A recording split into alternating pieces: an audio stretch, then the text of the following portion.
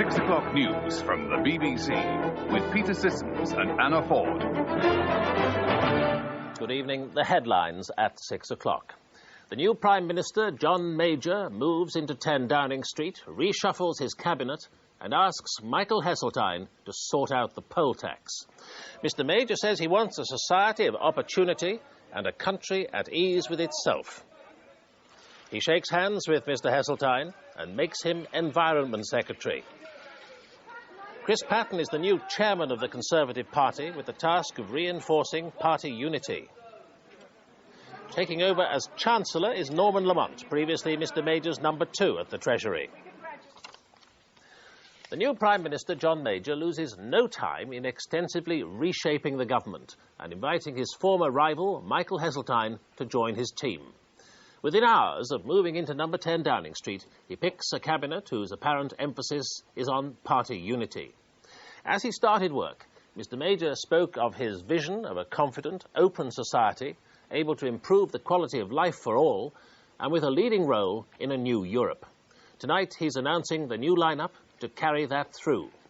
Full details have still to emerge, but we understand Michael Heseltine is the new Environment Secretary with the task of reviewing the poll tax, the issue he campaigned on. Chris Patten is chairman of the Conservative Party. His aim will be to bring about a 4th general election victory. The former party chairman, Kenneth Baker, becomes Home Secretary in the new government.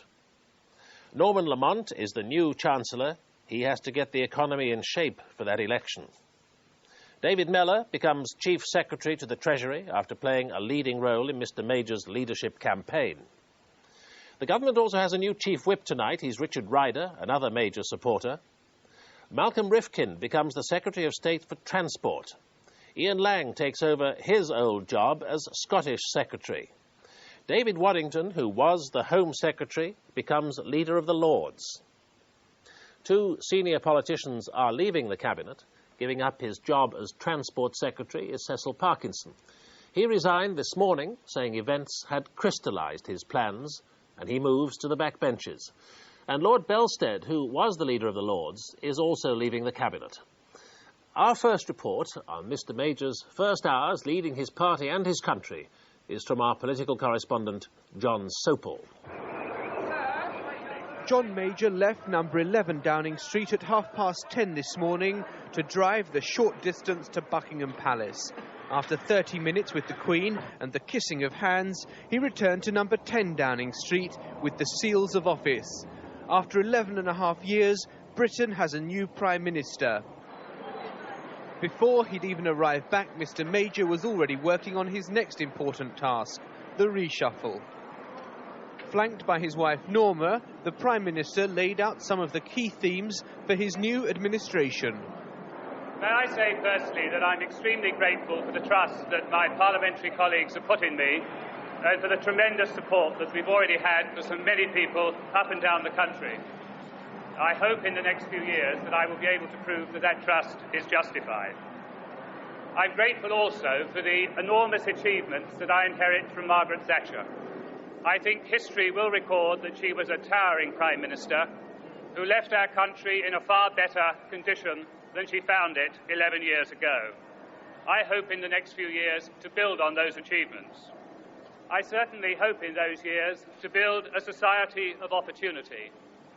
By that I mean an open society, a society in which what people fulfill will depend upon their talent, their application and their good fortune. What people achieve should depend particularly upon those things, and I hope increasingly in the future that that will be the case.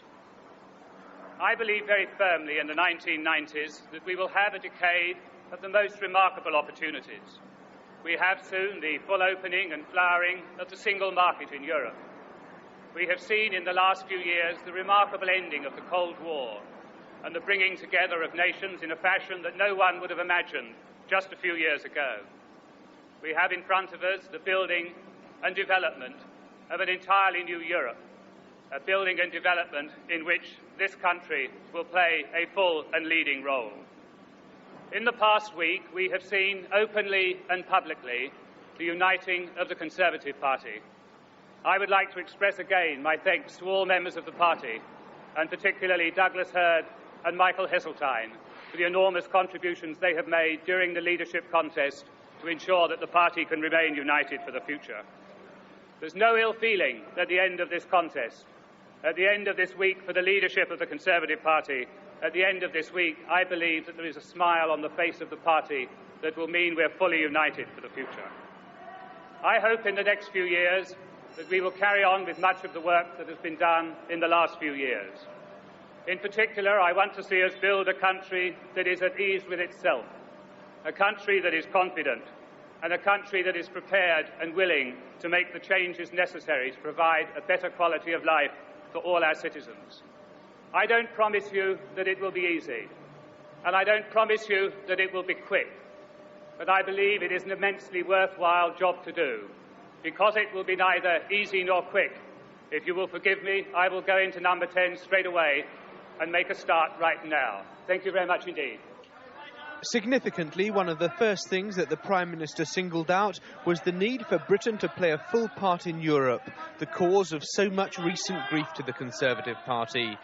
And as he posed for the mass ranks of the world's press, giving them the pictures that will fill tomorrow's newspapers, the Prime Minister's staff were organising the procession of colleagues who'd come to hear what role he had sketched out for them in a major administration. A hallmark of the Thatcher years was that those whose services were being dispensed with were seen before those who were being promoted.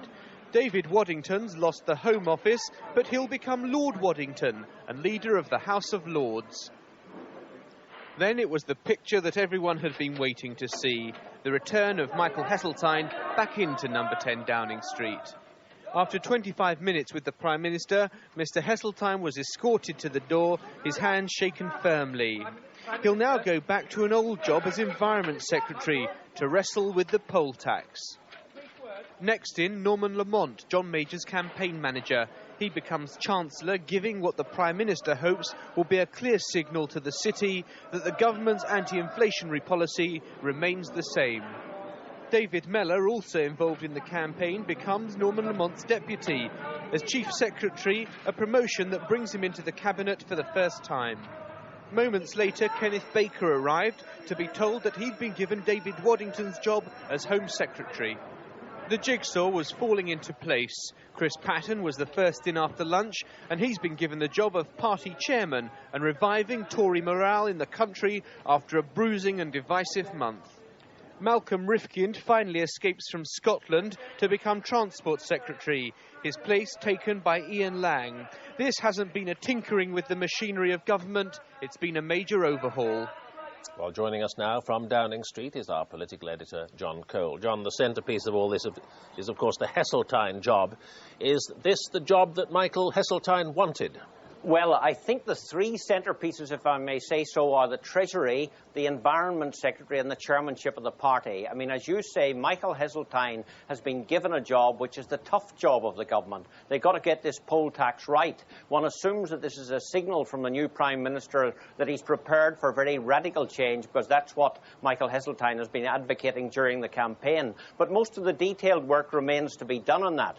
By appointing his deputy as Chancellor, the Prime Minister has played an old trick, which is if you want to keep control of your own old job, appoint your deputy. Now, Norman Lamont will clearly want to make his own mark, but as was said earlier by John Sopel, I think that will be an attempt to signal that there's to be no change in economic policy. But frankly, even under Mrs Thatcher, economic policy was evolving under John Major, and I think that's one we'll have to watch with a good deal of interest. What does this restructuring of the government tell us about the political balance of the Cabinet? I think the political balance of the Cabinet has been maintained. I mean, the appointment of another campaign manager, Richard Ryder, to Chief Whip is a sign that John Major is determined to keep control of the party machine and the government in his own hands. Interesting appointment of Chris Patten to Central Office. I mean, those two men are the same age rivals for this Prime Ministership if it become vacant in 4 or 5 years' time. He has sent Chris Patten to Central Office, as has been said, to gee up the party's campaign for the general election, but perhaps also as a man that, in spite of their rivalry, he implicitly trusts, and who also is a considerable philosopher of Toryism. So I suspect that he will double that job with the job of organisation and enthusing the party. John Cole, thank you very much. Mrs Thatcher is now at her new home in Dulwich in South London after formally resigning as Prime Minister. Showing some emotion as she left Downing Street for the last time, she made a farewell speech in which she wished Mr Major all the luck in the world.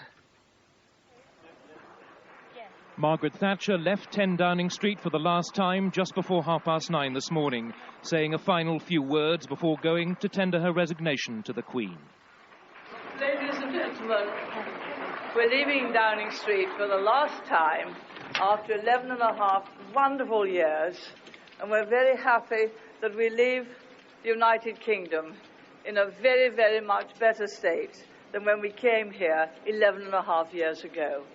Having wished John Major well as Prime Minister, Mrs Thatcher departed for the journey she's made so many times over those years, close to tears. Mrs Thatcher's audience with the Queen was expected to be short. In fact, it lasted half an hour. Crowds waited outside to see her leave. It's part of history, and, you know, we'd just like to say goodbye to her, you know, and wish her well. From number 10 this morning to number 11 this afternoon, the Thatchers' new address in Dulwich. A home bought and furnished 4 years ago, which they hadn't planned to move into for some years yet. The name of the house a few doors down suggests they'll fit in well. Amongst those glimpsing her arrival were local school children, disappointed at Mrs Thatcher's resignation. It was a bit, well, too drastic. But looking forward with Mr Major. I hope that he succeeds for Prime Minister for about as long as Margaret Thatcher did. And I hope that the Conservative win the next general election. In a constituency with the second smallest Tory majority, 180, the local MP is glad to see any new Conservatives move in, especially a former PM. I look forward to that immensely. I mean, if I need advice, I know where to seek it. If my help is needed, I know how to give it. Mrs Thatcher, meanwhile, was looking forward to a cup of hot soup in her new home and dispensing a final piece of advice to the media. Now, you must be cold and wanting to get away. There's no good pubs in the village. For the former Prime Minister, though, Dulwich will be no rest home. Work, she says, is the only thing she knows, and she'll be back in the Commons in the morning.